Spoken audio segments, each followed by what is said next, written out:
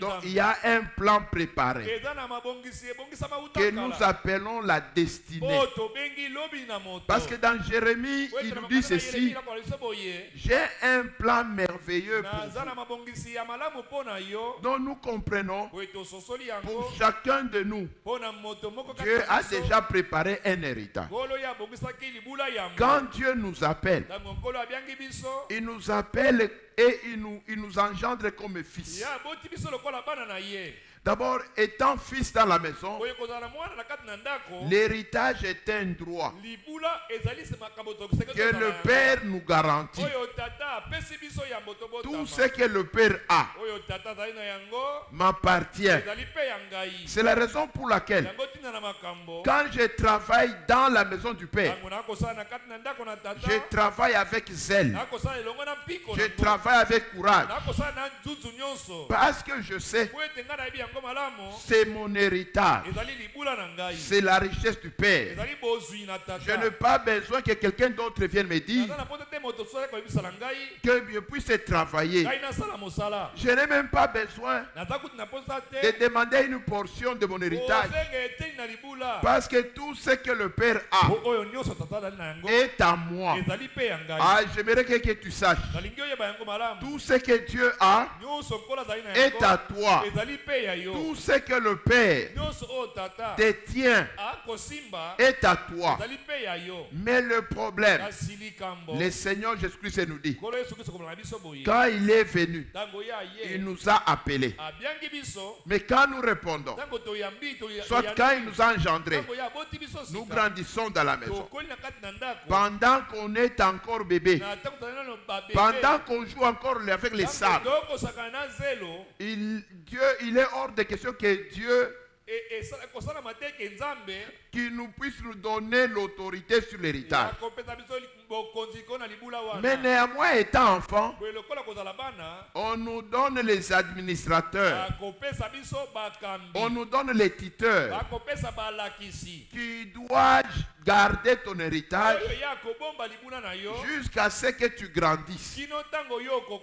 Mais j'aimerais dire à quelqu'un, quand Dieu nous appelle, les tuteurs qu'il nous donne, c'est l'énigme qui est à nos côtés, c'est le Saint-Esprit qui nous aide à marcher, à nous tenir debout, qui nous aide à grandir. Tant que nous sommes encore, nous marchons à quatre pattes, on ne peut pas nous donner cet héritage, on ne peut pas nous laisser gérer ça, parce qu'on sait que tu ne connais pas la valeur. C'est comme un parent qui peut prendre son téléphone, donner à l'enfant. L'enfant peut taper ça à son ami. Il peut taper ça par terre. Il peut mettre dans l'eau parce qu'il est enfant. Il ne connaît rien de tout ça. C'est la raison pour laquelle le Seigneur dit: on ne donne pas les perles aux enfants, ils vont les fouler dans la terre. Vous allez comprendre, le zèle de l'Éternel vient nous aider à grandir, parce que le zèle de l'Éternel nous pousse à nous attacher à Dieu. Et quand le zèle descend, l'homme commence à grandir. Quand le zèle descend, l'homme commence à comprendre l'importance des choses de Dieu. Tu peux te poser des questions. Il y a quelqu'un qui peut arriver en retard, ça ne lui dit absolument rien. Il y a quelqu'un qui peut venir ou ne pas venir à l'église, ce n'est pas son affaire. La différence, c'est le zèle. Les jours où le zèle va descendre dans cet homme, le zèle va l'aider à grandir. Alors il va comprendre. J'ai joué avec de l'or. J'ai joué avec l'œuvre de Dieu. Je ne comprenais même pas que c'était ça.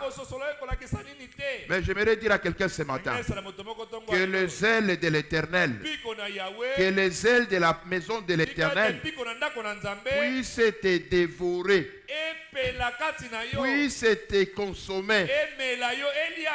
Parce que bien aimé dans le Seigneur, je vous dis, le zèle, quand il descend, et il va te pousser à grandir.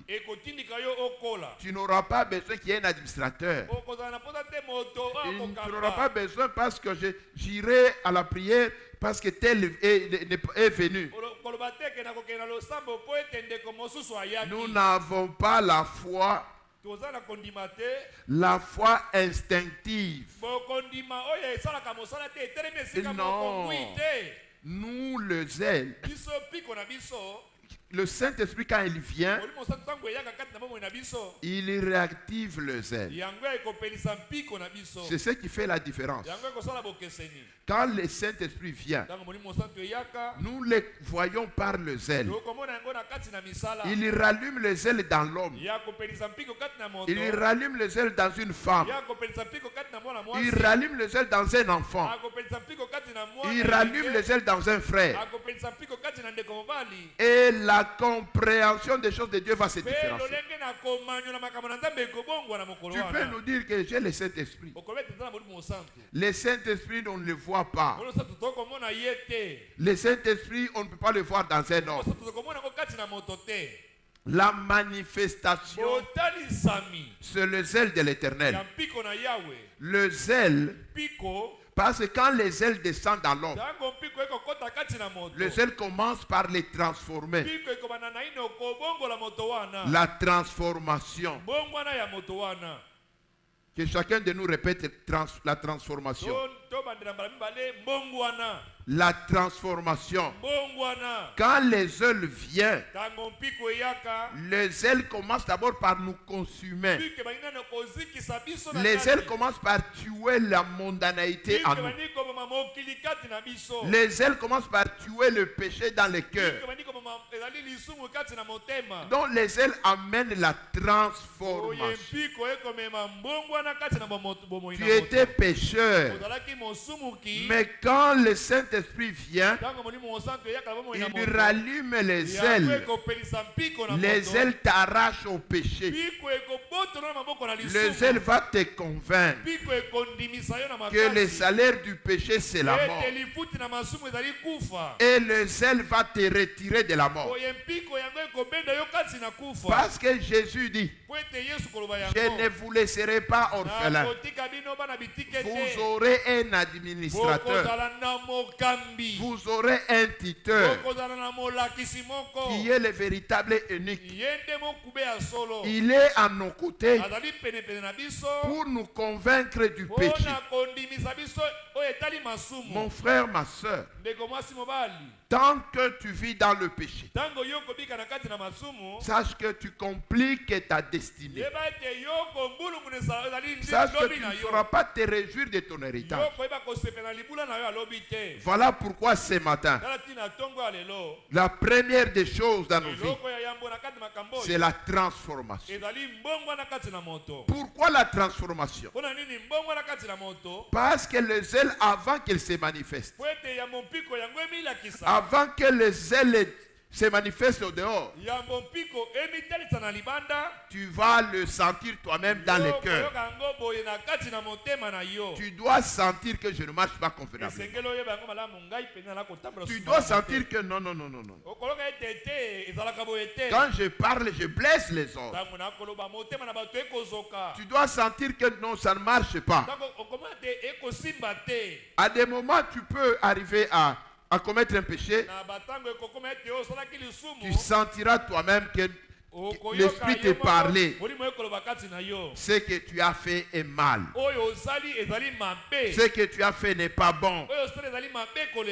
Et ma soeur, mon frère, c'est la raison pour laquelle celui qui a le Saint-Esprit ne vient pas au jugement.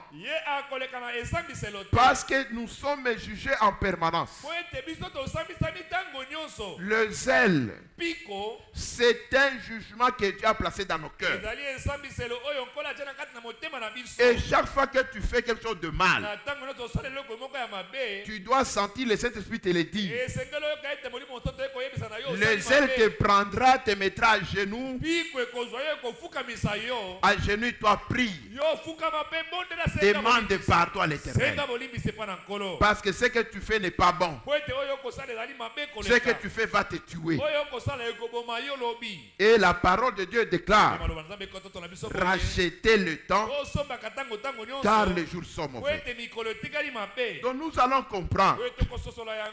Quelqu'un qui a le Saint-Esprit, au-dedans, nous l'observons par le zèle. Parce que le zèle produit l'effet. Le zèle féconde la foi. Le zèle soulève, pousse à la foi d'entrer en action. Parce que la foi sans les œuvres est une foi morte. La foi sans les œuvres. Or, tu ne peux pas produire les œuvres si les zèles ne t'embrasent pas. Et c'est la raison pour laquelle l'apôtre dit: Galatiens, vous les gens des Galates, vous devez savoir que tant que vous êtes des enfants, vous serez toujours sous la conduite des administrateurs. Ne faites pas ceci, ne faites pas cela. Viens t'auchonner dans l'église, viens essuyer les instruments dans l'église. Donc tu attends qu'il y ait quelqu'un derrière, parce que tu n'écoutes pas celui qui est à l'intérieur. Le Seigneur a mis le Saint-Esprit dans les cœurs de chacun de nous, afin que le Saint-Esprit nous parle chaque fois. Mais nous n'obéissons pas. Ou soit tu n'as pas appris à comprendre le langage du Seigneur,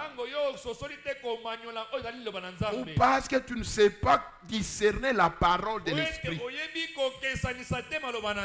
Quand le Saint-Esprit te parle, tu dois l'écouter. Si tu n'écoutes pas le Saint-Esprit, 2 fois, 3 fois, le Saint-Esprit va se taire. Le Saint-Esprit ne parlera pas, va te laisser, parce que tu ne l'écoutes pas. Oh, pourquoi on n'écoute pas la parole de l'Esprit? Ce qui signifie, si tu n'écoutes pas le Saint-Esprit, tu écoutes souvent le corps. Tu écoutes ce que le corps te donne. Or, c'est le cerveau. En ce moment-là, l'homme commence à marcher selon le principe charnel. L'homme commence à marcher selon le désir de la chair. Laisse ce matin que le zèle descende, que la puissance de Dieu descende, afin que le Saint-Esprit puisse prendre le contrôle de nos vies. Il faut crucifier la chair. Il faut crucifier le corps. Bien-aimé dans le Seigneur, tu dois t'exercer à écouter le Saint-Esprit. La parole de Dieu déclare: n'attristez pas le Saint-Esprit, par lequel vous avez été scellés. Or, quand est-ce que nous l'attristons? C'est quand on ne l'écoute pas. Quand le Saint-Esprit nous parle, mais nous dit d'aller à droite, nous allons à gauche. Ce matin, j'aimerais dire à quelqu'un qu'il n'en soit pas ainsi. Laisse ce matin que le zèle descende, que la puissance de Dieu descende, afin que nous puissions comprendre quelle est la volonté de Dieu et qu'est-ce qui ne l'est pas. Que le Saint-Esprit puisse nous prendre en charge. Mon frère, ma soeur, bien-aimé dans le Seigneur, le zèle nous transforme. Amen. Amen. Les ailes nous fait grandir. Les ailes nous fait grandir. Cela signifie quand nous naissons, nous ne bougeons pas. On nous donne du lait. Mais il y a des moments, nous passons au lait, nous commençons à prendre de la bouillie. Et après une certaine période, de la bouillie, nous commençons à manger un peu les foufous. Et on commence à nous donner un peu de morceaux de chikwa. Et après cela, nous commençons à manger les os. C'est la croissance normale. Et voilà pourquoi l'apôtre s'étonne. Il dit Galates. Mais vous qui devez commencer à casser les os. Mais je me rends compte que vous êtes encore au niveau de la bouillie. Vous êtes encore au niveau du lait. Cela signifie quoi? Cela signifie que la personne n'a pas grandi spirituellement. Malgré les années dans l'église, et la personne n'a pas compris l'importance de la parole de Dieu dans sa vie. Mais j'aimerais dire à quelqu'un, notre Dieu, il est le réparateur de brèches. Ah, j'aimerais dire à quelqu'un, laisse ce matin que Dieu puisse te restaurer, en fait qu'il te remette dans ta destinée et que tu commences à aller de l'avant. Tu ne dois pas rester un auditeur oublieux. Tout ce que tu apprends, tout ce qu'on t'enseigne, quand tu quittes, tu les laisses. Tu ne grandiras pas. Si l'enfant ne mange pas, l'enfant sera kwashorkoré. Voilà pourquoi nous avons dans l'église, nous avons des kwashorkorés spirituels. Les gens qui ne grandissent pas parce qu'ils ne mangent pas la parole. Mais ce matin, j'aimerais dire à quelqu'un, laisse que la parole de Dieu te fasse grandir. Ah, j'aime beaucoup le Seigneur. Le Seigneur Jésus nous dit, il y avait un homme qui avait sa vigne. Il est venu pour cueillir. Il a trouvé que ça n'a pas produit. Il dit au serviteur, abattez cet arbre, déracinez cet arbre. Il prend inutilement la terre. Il consomme inutilement mes engrais. Amen, amen. Il consomme inutilement les engrais. Non pas seulement le fumier. Il consomme de l'air inutilement. Parce que l'arbre que vous voyez, pour que l'arbre grossisse, il n'y a pas seulement les engrais qui sont dans le sol. L'arbre a besoin du CO2. A besoin d'oxygène à carbone. Ponanini. Parce que c'est ce qui permet à l'arbre de transformer ça et de grossir. J'ai été beaucoup étonné. Il y a quelqu'un qui a fait une expérience. Il a pris un pot. Il a mis des vitamines. Il a mis des engrais. Il a pesé les engrais. Il a pesé la terre. Il a écrit. Il a pris une plante. Il a pesé. Et il a planté. Après de temps, cette plante a grandi. Quand la plante a grandi, il a sorti dans l'arbre. Il a repesé la terre et les engrais. Et puis il a pesé l'arbre. Il a compris dans le pot. L'arbre avait pris à peu près 30%. Mais 70% viennent d'où?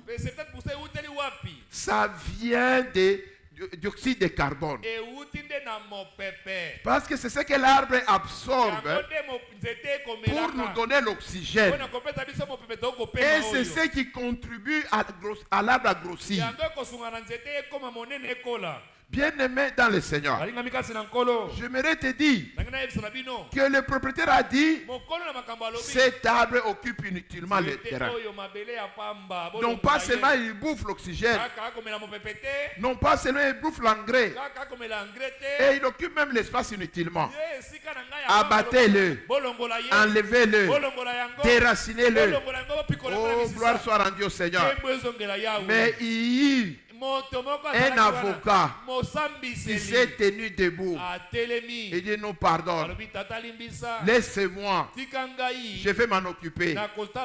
Cette fois-ci, moi-même, je creuserai tout autour de l'arbre. Je vais creuser et je vais mettre l'engrais. Je vais commencer à l'arroser matin et soir. Bien-aimé dans le Seigneur, écoutez ce que ce jardinier dit. Écoutez ce que ce spécialiste, le véritable agronome, il dit, je vais commencer à l'arroser matin et soir. Et David dit dans le psaume, heureux l'homme qui médite la parole de l'Éternel le jour et la nuit. Ah, je comprends. Heureux l'homme que Dieu arrose le matin et le soir. Le matin et le soir. Car la foi vient de ce qu'on entend. Ce qu'on entend, c'est la parole de Dieu. C'est cette parole du Christ. La parole de la saine doctrine. C'est elle qui nous communique la foi. Et le Saint-Esprit descend. Il vient, il nous communique le zèle. Les zèles qui poussent la foi. Afin que nous puissions arracher la guérison. La foi nous dit, Dieu est capable de nous guérir. La foi nous dit, Dieu est capable de me donner du travail. La foi nous dit, Dieu est capable de me donner un mari. La foi nous dit, Dieu est capable d'avoir une femme. Mais quand le zèle vient, le zèle booste la foi. Ah, tu vas t'élever. Le zèle te dira, lève-toi. Introduis la demande d'engagement.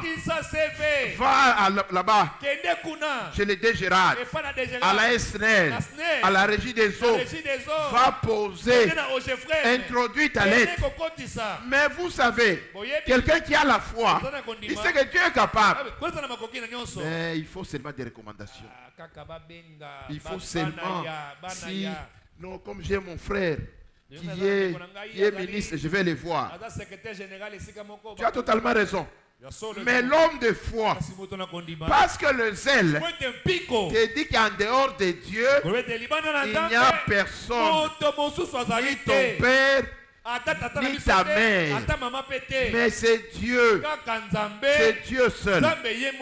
Et le zèle va booster et te dira, ma soeur, ne porte pas de petites jupes. Non, les gens n'étaient... Non. Porte convenablement. Parce que c'est Dieu qui enverra ton mari. Ton mari viendra de loin. Dieu est en train de le préparer. Ta femme viendra de loin. Habille-toi convenablement.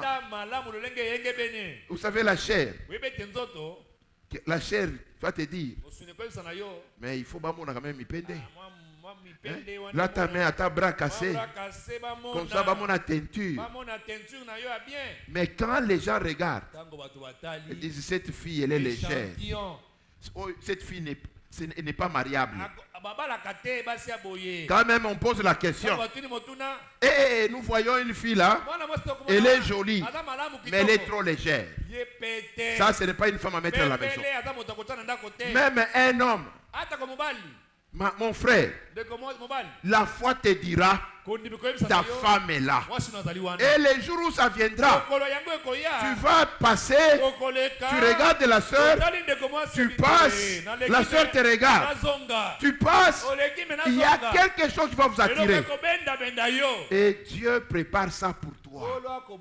Et quand tu iras poser ton problème, ça ne sera pas les à peu près. Ma soeur, Dieu m'a convaincu que je vais t'épouser. Même la soeur ne va pas accepter. Elle refuse. Mais toi, parce que tu as écouté le Saint-Esprit, tu diras, moi Dieu m'a dit. Même si elle prie, Dieu va confirmer. Même si les autres priaient, Dieu ne se contredit pas. Mais Moussousou, sentiment à Moussoun. Parce qu'il y a Tali sœur. Oh yo, il vient, Dieu m'a dit, je vais prier. Non, non, non, non. Laisse la sœur prier. Et nous tous, Dieu nous a rien dit. Kakayo, Dieu m'a dit, Lukuta. Pour que Dieu dise non, je ne savais pas. Amen, amen. Donc j'aimerais dire à quelqu'un, le zèle vient nous aider à grandir et à savoir distinguer ce qui est bon et ce qui est mal. Les zèles de l'Éternel nous aident à grandir et à évoluer. Parce que quand nous grandissons, c'est tout un processus. Le zèle nous pousse à grandir. Nous devons écouter ce que dit la parole de Dieu. Nous devons écouter les orientations du Saint-Esprit. Quand le Saint-Esprit parle, les zèles te poussent à exécuter ce que Dieu a dit. Non pas ce que les gens voient. Parce que dans la plupart des cas, le Saint-Esprit voit ce que les autres ne voient pas. Entendre ce que les autres n'entendent pas. Quand tu leur dis, ils vont te dire où est-ce que tu as vu ça. Prenons l'exemple de Noé. Dieu dit à Noé, fais-toi une arche. Parce que je vais envoyer une forte pluie. Noé, il vient, il réunit les autres. Il leur dit, mes frères, il y aura une forte pluie. Je pense que les gens pouvaient lui dire, mais papa Noé, en tout cas, nous avons compris que les vins te troublent. Tu commences à perdre les réseaux. L'eau descend du ciel. Ça viendra d'où? Quand nous regardons dans le ciel, donc il y a un océan, il y a un fleuve. Il est où? Amen, amen. Vous savez, bien aimé, quand la communauté, quand les gens s'opposent à ce que vous dites, quoique c'est vrai, ça fait très mal. Je me rappelle, j'étais encore très jeune. J'étais, je crois, en 4e secondaire. Tellement j'ai grandi, je lisais beaucoup. Je lisais beaucoup les Likembe. Je lisais les journaux, Faro, tout ça. Chaque dimanche, l'avion quittait Erzaïr, quittait Kinshasa pour Lubumbashi. J'ai gardé l'argent pour aller acheter. Et je lisais beaucoup de science-fiction. Je lisais beaucoup. Un jour, j'ai dit aux amis, j'ai dit, on produit du lait à partir des plantes. Ils se sont moqués de moi. Ils ont dit, prouve ça. Mais pourtant, aujourd'hui, c'est les soja, du lait du soja que nous buvons. Mais à l'époque, là, ils se sont moqués de moi. Je leur ai dit, on fabrique il y a des camions qui doivent avoir 2 essieux devant. Vous savez, les essieux, c'est les pneus là qui virent, non? Vous voyez les gros camions avec 4 pneus devant.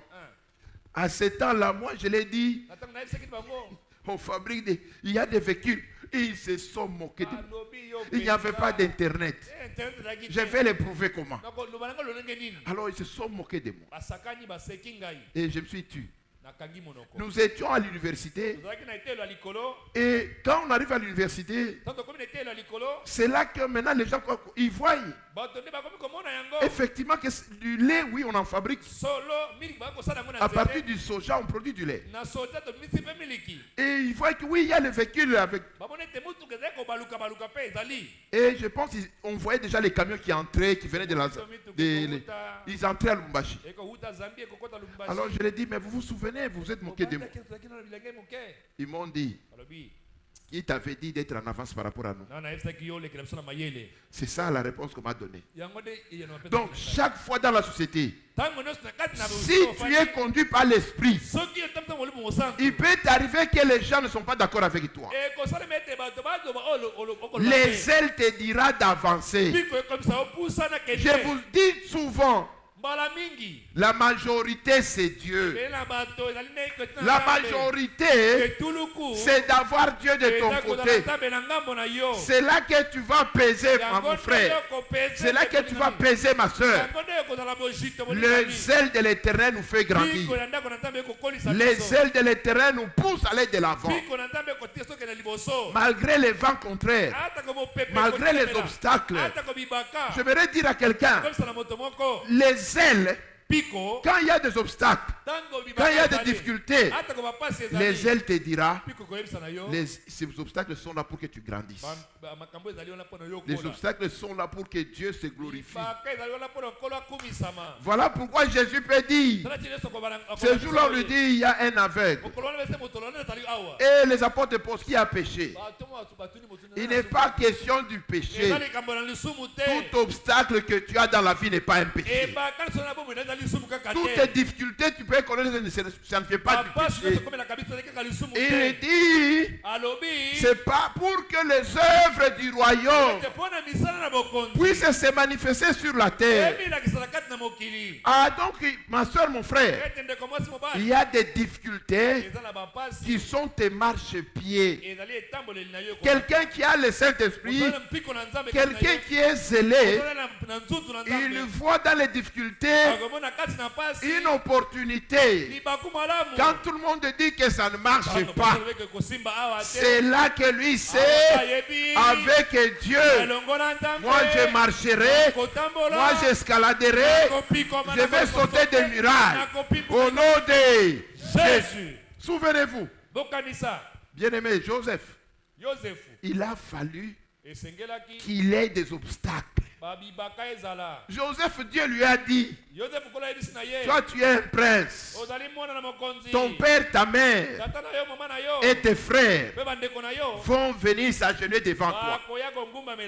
Même papa Jacob, il interprète et dit, Joseph, tu exagères. Et dis-moi, c'est ce que Dieu m'a parlé. Mais comment y arriver? Imaginez que Joseph se réveille le matin. Il dit, non, Dieu m'a parlé, vous devez m'adorer. Et vous devez vous agenouiller. Papa, maman, agenouillez-vous. Je crois. Ruben, Siméon, Judas, Lévi, ils pouvaient les battre. On allait les taper. Est-ce que vous me comprenez? Amen. Dieu peut te parler. Mais j'aimerais dire à quelqu'un, les obstacles, les difficultés sont des marchepieds. Amen, amen. Ah, j'ai écouté un pasteur. Il dit, un jour, il vivait chez sa grande sœur. Sa grande sœur l'a mis dehors. Il a chassé. Le frère est sorti. Il ne savait même pas où aller. Il est allé rester à l'église. Il a étudié à l'église. Et aujourd'hui, c'est une grande autorité. Et il est rentré voir sa sœur pour dire merci à sa sœur. Si tu ne m'avais pas chassé, je ne serais pas ce que je suis aujourd'hui. Parce que tu m'avais chassé et tu m'as poussé à bosser. Tu m'as poussé à supporter la douleur. Tu m'as poussé à supporter des nuits blanches. Bien-aimés dans le Seigneur, plusieurs personnes ne savent pas cela. Rentrons pour voir Joseph. Joseph, quand il voit ses frères, quand ses frères ont su, c'est lui Joseph, il commence à trembler, il va nous tuer parce qu'il va se venger. Quelqu'un qui a le zèle de l'Éternel ne se venge pas parce qu'il sait que tout concourt au bien de ceux qui aiment Dieu. Joseph leur dit: non, ne tremblez pas, ne craignez pas, je ne suis pas Dieu. C'était la voie par laquelle Dieu voulait que je passe. Je devais passer dans la douleur, je devais passer dans l'humiliation pour que j'apprenne comment on vit dans la maison d'un général, comment on vit dans la prison, comment pour vous sauver aujourd'hui la vie. Ma soeur, mon frère, j'aimerais dire à quelqu'un que le zèle te réanime ce matin afin que tu pardonnes tous ceux qui t'ont fait du mal, tous ceux qui t'ont injurié, tous ceux qui t'ont humilié. Que toutes ces paroles, que tous ces actes, c'est Dieu qui l'a permis pour que tu sois ce que tu es aujourd'hui. Amen, amen. Bien-aimé dans le Seigneur, grandir, ce n'est pas facile. Vous savez, il y a des gens qui n'aiment pas grandir. Ils n'aiment pas grandir. Pourquoi? Parce qu'étant enfant, je dors, je me réveille, maman, je trouve du thé. Et puis je sais qu'à 12 heures, l'enfant ne sait même pas. Je vais manger comment à 12 heures? Ce n'est pas son affaire. Amen, amen. Comment j'étudie? Ce n'est pas son affaire. Comme un pasteur qui pouvait dire, il dit, j'exigeais à mon père, mais il donnait toujours des catchs, des bons catchs. Et papa, il me donnait toujours les transports. Aller-retour. Un jour, il était dans le bus avec ses amis. Il est en train d'aller à l'école. Dans le bus, il voit le papa marcher en pied. Et tous les enfants commençaient à rire. Oh, regardez, les autres sont dans ligne 11. Mais quand lui regarde, c'est son papa qui venait de lui donner les transports. Mais tout ce que le papa a, il lui a donné pour que lui fasse à pied, afin que lui prenne les transports. Ah, j'aimerais dire à quelqu'un, nous devons avoir de l'estime, nous devons avoir du respect, nous devons aimer les parents, parce que ceux qui nous ont consentis, nous ne les savons pas et vous l'ignorez. Je bénis le Seigneur, parce qu'aujourd'hui, ceux qui étaient enfants hier sont des papas. Je les vois toujours grâce. Frère Grâce avec son bébé. Ah, il nous dérangeait beaucoup. Grâce. Quand tu nous dérangeais, nous on ne parlait pas. C'est ton tour maintenant. Tu vas prendre. Nous, vous allez nous donner le nom. Oui, mais nous allons voir. Vous comprenez? Bien-aimés dans le Seigneur, nous devons grandir. Ne refusez pas de grandir. Ne restez pas toujours dépendant. Tu dois être autonome. Tu dois t'élever. C'est toi qui dois diriger le département. Tu dois diriger ton église. Aujourd'hui, je suis là. Demain, nous ne serons pas avec vous. Je serai à Kikimi. Mais c'est vous qui devez vous lever. Je bénis le Seigneur parce que mes enfants sont en train de grandir. Parce que le torrent, et j'ai vu, c'est de ça qui a prêché le vendredi. Il prêche le vendredi, je complète le dimanche. Mais l'année prochaine, c'est eux-mêmes qui vont conduire les torrents. Donc, vous comprenez, bien-aimés. Vous devez grandir. Grandissez, ma soeur. Pourquoi? Parce que tu as besoin que Dieu te donne le contrôle de l'héritage. Tu as besoin que Dieu te laisse les clés du coffre-fort.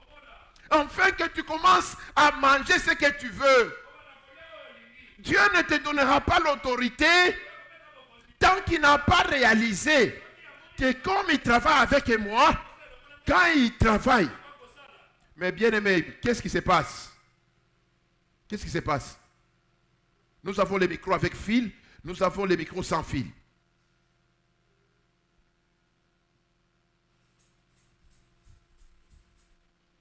Amen, amen. Voilà encore les bébés. Quand les gens ne grandissent pas, ils ne comprennent pas l'importance des Yabiloko ensemble. Nous avons les micros sans fil. Où sont les micros sans fil? Nous avons le micro sans fil et le micro avec fil. Il ne faut pas perturber les cultes. Sinon tu troubles l'adoration. Je ne suis pas d'accord avec ça. Amen, amen. Bien-aimés dans le Seigneur, j'aimerais dire que nous devons grandir pour que Dieu nous donne la totalité du pouvoir. Nous devons nous affranchir des administrateurs.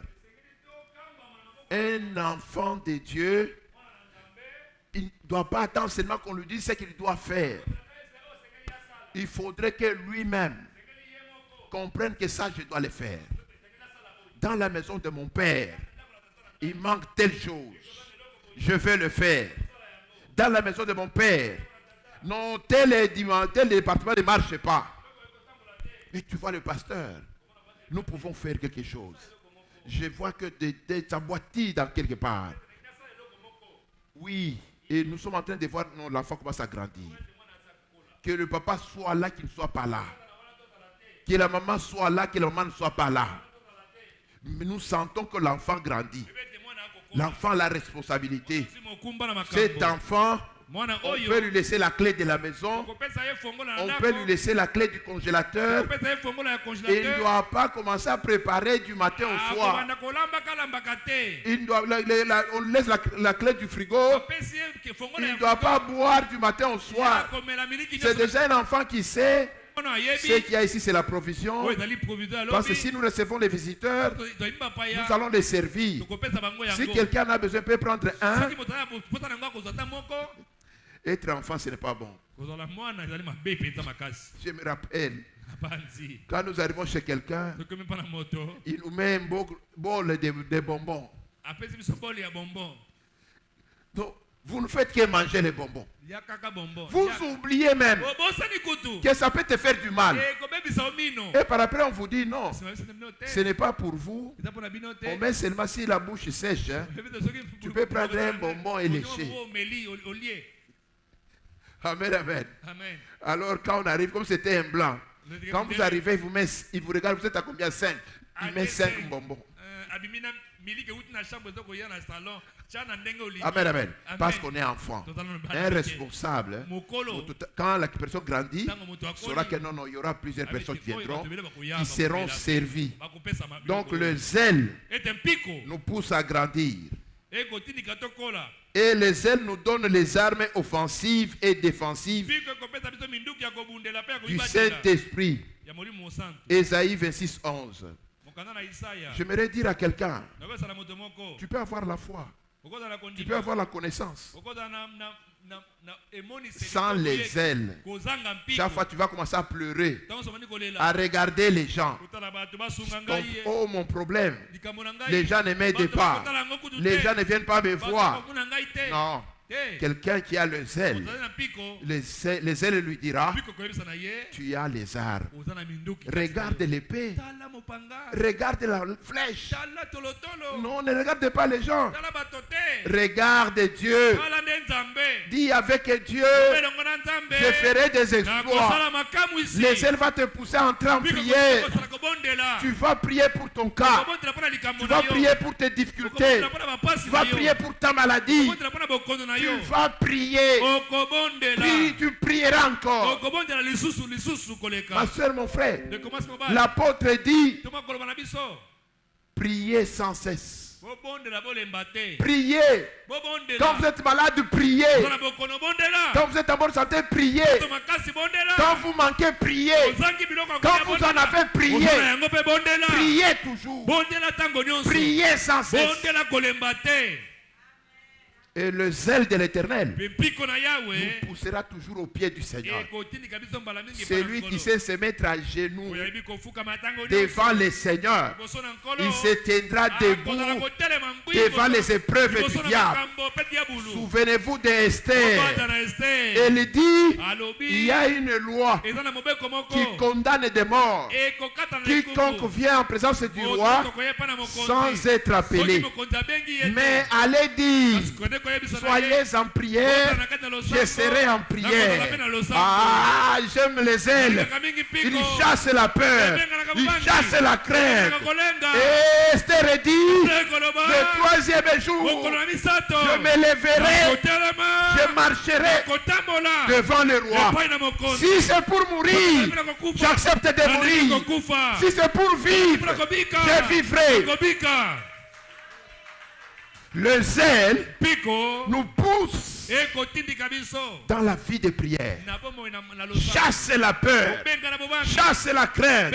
Je vais dire à quelqu'un ce matin, chasse la peur, ma soeur. Chasse la peur, mon frère.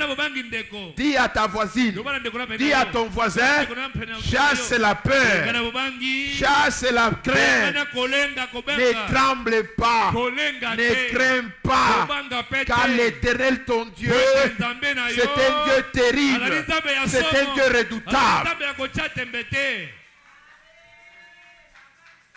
Le zèle tue la peur. C'est ce qui fait, même si je suis malade, je n'arrive pas à me tenir. Amen, amen.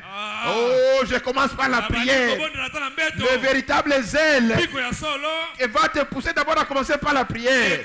Au fur et à mesure que tu pries, toi qui ne te lèves pas, tu commences à mettre les pieds au nom de Jésus. Au nom de Jésus. Au nom de Jésus. Au nom de Jésus. Et tu vas marcher au nom de Jésus. Ma soeur, le zèle, c'est ce qui va te dire. Tu as déjà prié. Dieu t'a donné l'enfant. Va acheter les layettes. Va acheter la layette.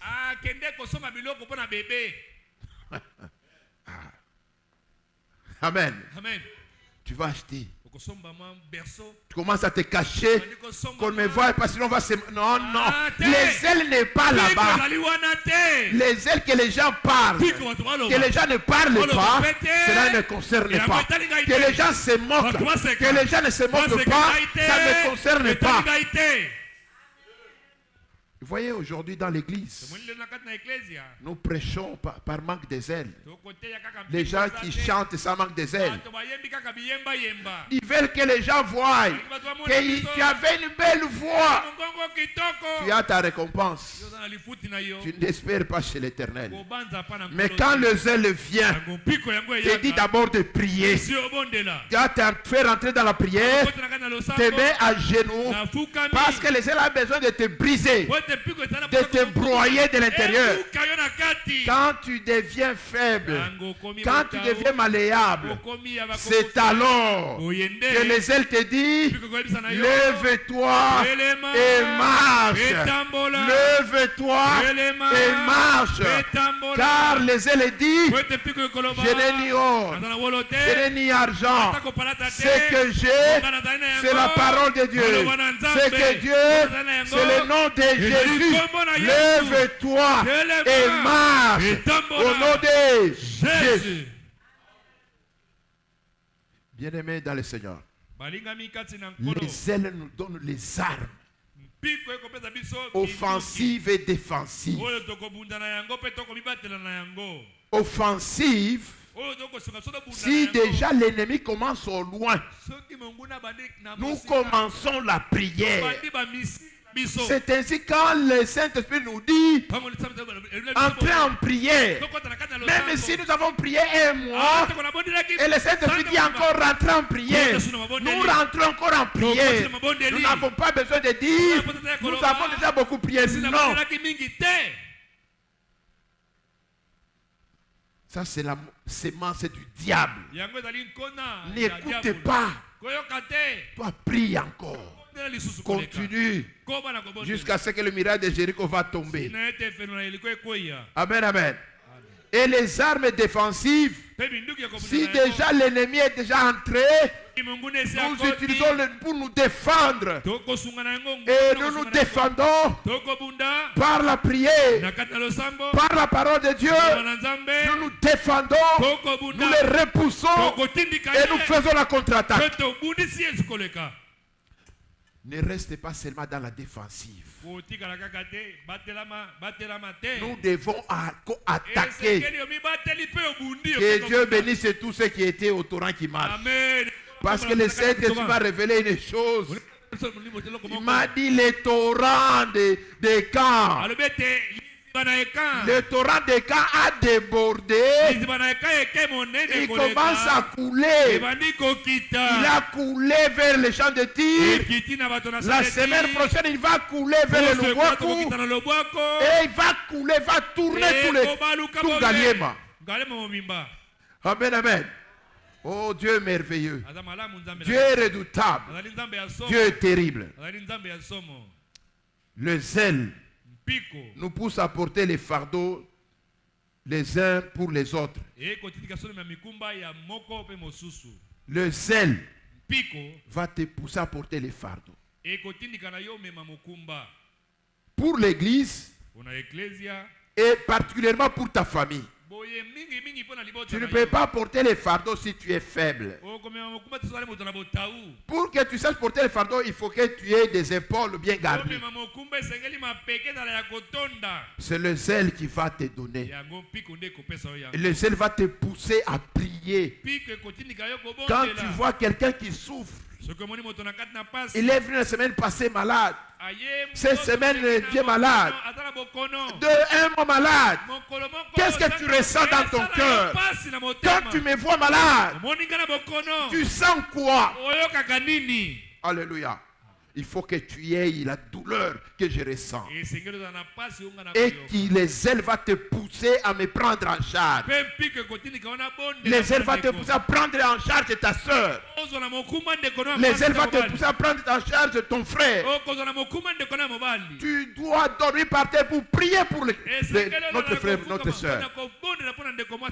Si tu le fais ainsi, Dieu prendra tes fardeaux. Et la parole de Dieu déclare que tes ténèbres seront comme en plein jour. Nous sommes là pour prier pour nous-mêmes. Ce n'est pas mauvais. Prier pour nos familles, ce n'est pas mauvais. Mais le zèle nous pousse à porter les fardeaux des autres, à prendre les autres en charge, à partager la douleur des autres. Si toi, quand on te dit quelqu'un est dans la douleur, quelqu'un souffre, et tu dis Azui, Ozandoki, tu es un sorcier. C'est l'esprit de la sorcellerie. Laisse ce matin que Dieu te délivre. Laisse que ce matin que le zèle de l'Éternel t'embrasse. Pour que tu aies la compassion. Pour que tu aies l'amour. Pour aider les frères et sœurs. Alléluia. Même si la sœur ne se fait pas voir, ça te dit rien. D'ailleurs, tu ne connais même pas chez quelqu'un. Ici. Tu connais seulement chez tes frères, chez tes sœurs, c'est là que tu connais l'adresse. Qui connaît chez moi? Chez les pasteurs. Zamba Pambolayo. Zamba Pambolayo. Zamba Pambolayo. Qui connaît? Vous ne venez pas me visiter. Yesu Akotunabino. J'étais là, vous ne venez pas me visiter. Et maintenant, c'est ta sœur. Regarde à droite. Regarde à droite. Est-ce qu'il y a bien adresse? Est-ce qu'il y a Tunaye. Son nid. La honte. Un jour le pasteur. Un pasteur nous dit il y avait un frère zélé dans l'église qui participait à tous les travaux. Mais depuis une semaine, 2 semaines, 1 mois, il ne se faisait pas voir. Les pasteurs se levaient et disaient mais je ne vois pas tel frère. Amen, amen. Ah, je vois quand même les frères Adonai. Frère Adonai, lève-toi d'abord. Lève-toi, lève-toi. Vous les regardez. Vous les connaissez? Il était où? Qui est allé les visiter? Champion. Mais Koloban langue. Koloban langue. Ça ne sert à rien. Si tu parles en langue, si tu prophétises, si tu guéris les malades, si tu ne sais pas visiter les brebis.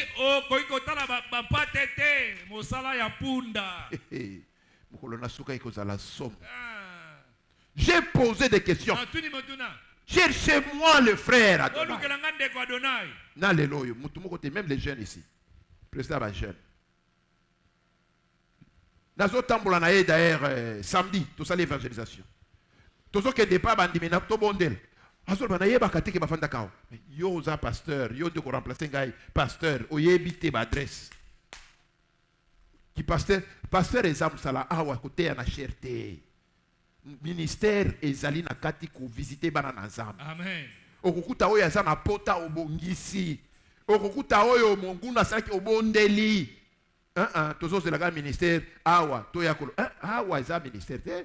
Nous n'avons pas commencé par prêcher à la chair. Nous sommes contents qu'il y a un hôpital, amen, amen. Amen. Donc, dans le son, que le zèle te change la façon de voir les choses. Un enfant de Dieu ne peut pas faire une semaine sans visiter un frère ou une sœur dans le Seigneur. D'autant plus que tu sais, le Seigneur, l'importance qu'il attache.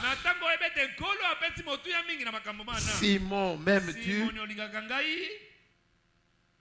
Simon le bénin. Oui, je t'aime. Le Seigneur dit quoi? Paie mes brebis. Paie mes brebis. Simon, m'aimes-tu? Simon dit quoi? Il répond comment? Le Seigneur lui dit quoi? Hein? Paie mes agneaux. Nous avons des brebis. Nous avons des agneaux. Peut-être ce n'est pas ici. Peut-être c'est aller suivre là où les agneaux étaient allés brouter les herbes. Pour quand tu les trouves, tu les mets sur les épaules. Tu les ramènes dans les tables. Les agneaux. C'est ça le travail. Voilà pourquoi il dit faites de toutes les nations mes disciples.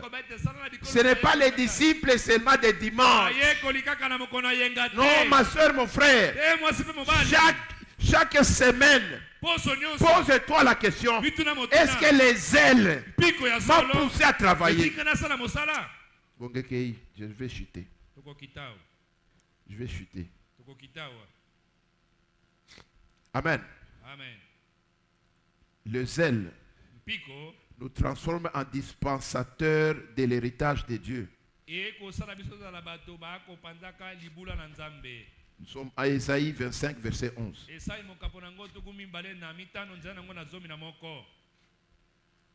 Nous sommes les dispensateurs du royaume.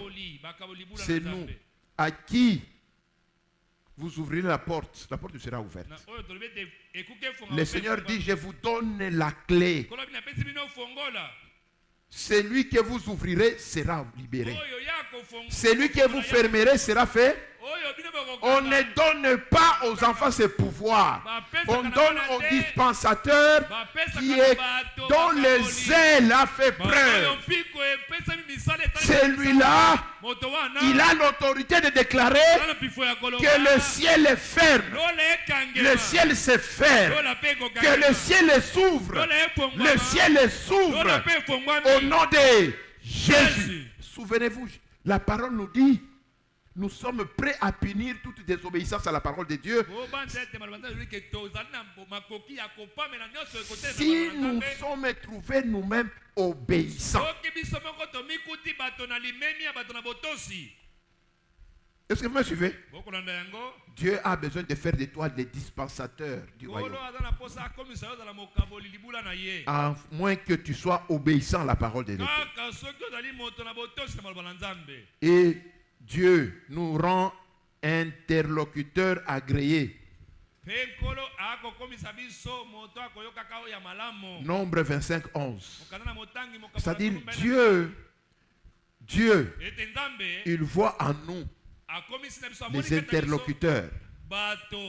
Quand Dieu, la parole de Dieu déclare, Dieu ne peut rien faire sans révéler à ses prophètes. Amen. Et je termine par là, il nous rend ambassadeurs du royaume. Ephésiens 6, 20. Donc Dieu nous rend, nous, ambassadeurs. Amen, amen. Amen, amen. Nous allons lever, nous allons prier 2 minutes avant qu'on passe effectivement à autre chose. Tenez-nous debout, nous allons prier. Nos yeux sont fermés. Parle à Dieu, dis-lui, Seigneur, que le zèle m'embrase, que le zèle me restaure. Bondela, bondela, bondela, bondela, la kombona Yesu.